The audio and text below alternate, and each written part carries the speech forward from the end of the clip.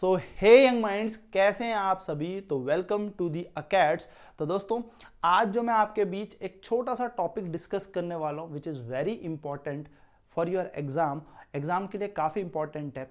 बच्चों को एक छोटा सा डाउट रहता है न्यूटन्स लॉ ऑफ मोशन में, और यहाँ पर टॉप 5 मिस्टेक्स जो होती हैं न्यूटन्स लॉ ऑफ मोशन के दौरान होती है। होता क्या है, हम लोग टॉपिक तो पढ़ लेते हैं, लॉज भी हम लोग याद रख ही लेते हैं जैसे तैसे रट्टा मार के, परंतु होता क्या है, प्रॉब्लम आती है व्हेन एग्जाम, है ना। तो जब सामने एग्जाम हो उस दौरान हम क्या कर देते हैं, मिक्सअप हो जाते हैं, और मिक्सअप होकर हम कुछ ना कुछ कॉन्सेप्शनल क्लियरिटी ना होने के कारण कुछ ना कुछ गलतियां कर लेते हैं। तो हमें अपने एग्जाम में इन चीज़ों को क्लियरिटी रखनी है। तो फटाफट से देख लेते हैं वो टॉप 5 मिस्टेक्स कौन सी है जो आप अपने एग्जाम में करते हो during applying Newton's law of motion.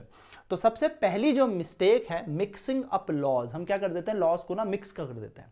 हमें फर्स्ट सेकंड थर्ड लॉ याद तो है, पर हम लोग उसे मिक्स कर देते हैं कि फर्स्ट लॉ को F इक्वल टू ma कर देते हैं, सेकंड लॉ को हम इनर्शिया का बना देंगे, थर्ड लॉ को तो एक्शन रिएक्शन सबको पता ही है ना। तो याद रखने का सबसे अच्छा तरीका है, सबसे पहला जो लॉ है उसको हम लॉ ऑफ इनर्शिया कहते हैं, यानी कि Newton's law of motion, first law of motion को हम लॉ ऑफ इनर्शिया भी कहते हैं। इनर्शिया क्या है, बॉडी की स्टेट अपने आप से चेंज नहीं होगी। तो फर्स्ट लॉ उस स्टेट को चेंज करने की ही बात कर रहा है कि बॉडी अपने आप से तो स्टेट चेंज कर नहीं सकती, तो हमें क्या करना पड़ेगा, फोर्स अप्लाई करना है। तो फर्स्ट लॉ जो है वो लॉ ऑफ इनर्शिया कहलाता है। सेकेंड लॉ, जैसे कि आप जानते हैं, rate of change of momentum is directly proportional to force, यानी कि मोमेंटम का जो रेट होता है, मोमेंटम जो टाइम के साथ साथ चेंज होता है वो फोर्स के बराबर होता है, जिससे हम लोगों के पास क्या कंक्लूजन निकलता है, F इक्वल्स टू ma, यानी कि फोर्स का मैग्नीट्यूड हम लोग निकाल लेते हैं। F की वैल्यू कैसे कैलकुलेट करेंगे, मास इनटू एक्सेलरेशन से। तो हम ये कह सकते हैं second law is F equals to ma। And third law की अगर हम बात करें तो थर्ड लॉ तो सभी को पता है, every action has equal and opposite reaction, है ना। हर एक एक्शन का एक अपोजिट रिएक्शन होगा। तो एक्शन अगर इस डायरेक्शन में हो रहा है तो रिएक्शन उसके अपोजिट डायरेक्शन में होगा, और अपोजिट डायरेक्शन में होने के कारण ये एक नेगेटिव डायरेक्शन हम इसको लेके चल रहे हैं। याद रखिएगा, एक्शन और reaction always act on different bodies.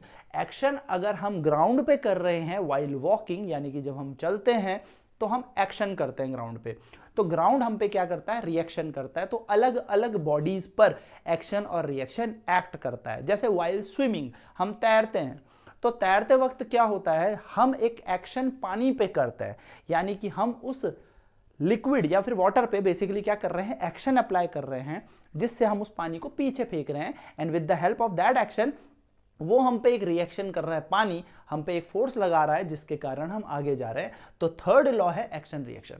तो फटाफट से याद रखेंगे, फर्स्ट लॉ को हम इनर्शिया का लॉ कहते हैं, second law F equals to ma है, and third law is action and reaction वाला लॉ। तो पहली चीज, पहली गलती बच्चे कहां पे कंफ्यूज हो रहे हैं, first second and third loss पे। तो ये क्विक रिवीजन के तौर पे आप इसको याद कर सकते हो। नेक्स्ट जो मिस्टेक हमारे स्टूडेंट्स यहां पर करते हैं वो ये करते हैं कि इग्नोरिंग नेट फोर्स।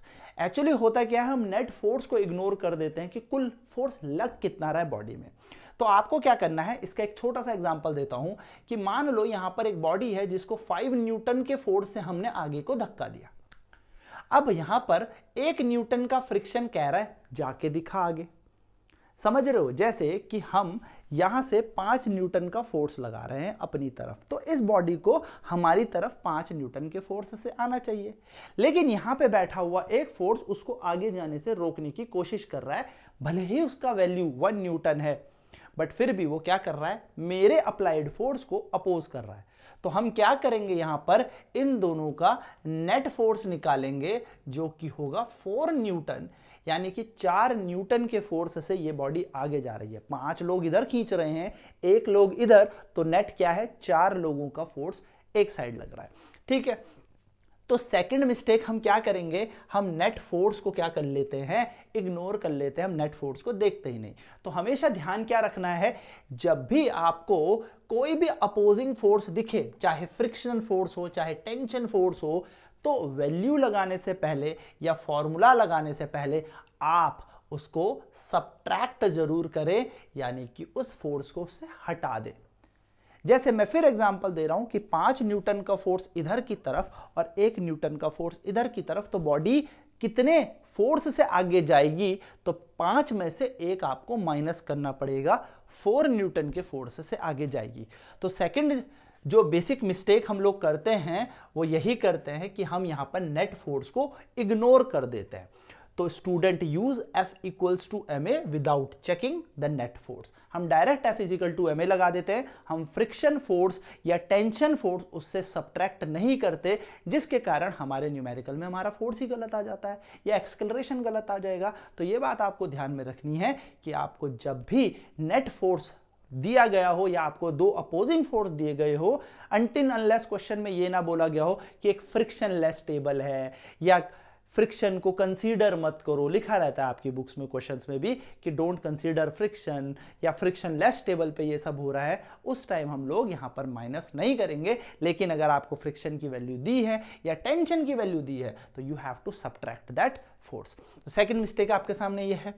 बात करते हैं अपने थर्ड मिस्टेक की। तो mistake third, wrong direction in third law. Actually क्या होता है ना, हम डायरेक्शन तो लेते ही नहीं, और अगर ले भी लेंगे तो भी हम गलत ले लेते हैं कई बार। तो ध्यान रखेंगे, direction is very important. So thinking, action and reaction cancel each other. हमें लगता है कि एक्शन और रिएक्शन एक दूसरे को कैंसिल कर देगा, और अगर ये कैंसिल कर देगा तो फिर तो नेट फोर्स 0 हो जाएगा।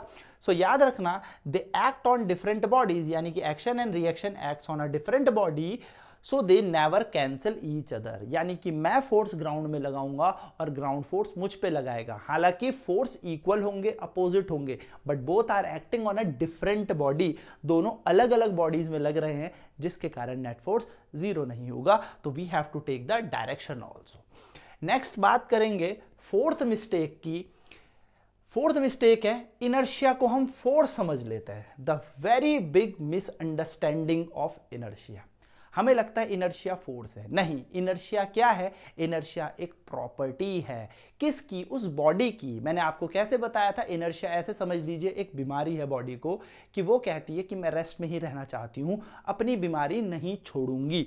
तो उस बीमारी को तोड़ने के लिए हम फोर्स लगाते हैं, या उस बीमारी से हम बचने के लिए फोर्स लगाते हैं। लाइक मैं वो बात करूं कि मुझे इनर्शिया ऑफ रेस्ट है, मैं तो बैठा रहूंगा, मैं मूव नहीं करूंगा। तो अगर आपको मुझे मूव कराना है तो मुझे फोर्स अप्लाई करोगे तो ही मैं मूव करूंगा। मानो इनर्शिया ऑफ मोशन किसी बॉडी को हो जाता है कि वो बॉडी बस चलना ही पसंद करती है, वो रुकना पसंद कर ही नहीं रही, वो कह रही नहीं मैं तो इनर्शिया ऑफ मोशन में हूं, मुझे तो कोई रोक ही नहीं सकता, क्योंकि मुझे तो कौन सी बीमारी हो चुकी है बॉडी को मोशन करने की।